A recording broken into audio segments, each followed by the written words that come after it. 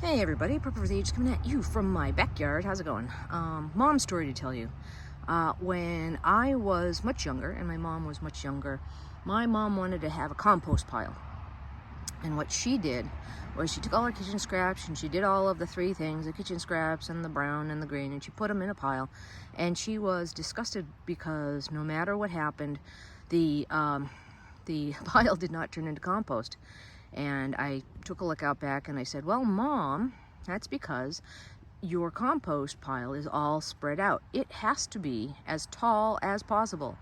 And so me and her and my then Anatolian shepherd went out and we took that compost pile and we piled everything as high as possible. And what happened is the next day my mom was at the kitchen sink and she looked out back and she said, the compost pile's on fire, the compost pile's on fire. And I looked out and it was kind of like rainy and crappy like it is now. But the compost pile had started to steam. And so I said, no, Mom, that's not fire. That is white steam coming off of your compost pile. That means your compost pile is starting to turn into compost. And so she was a little bit alarmed, but I went out and proved to her that it was just steam and everything was okay.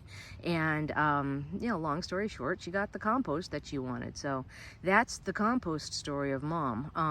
And as you can tell, there's the back corner of my yard. So I had quite a time turning the compost pile. So I think I'm gonna walk it down the fence. So basically that was 2 weeks ago. This is now.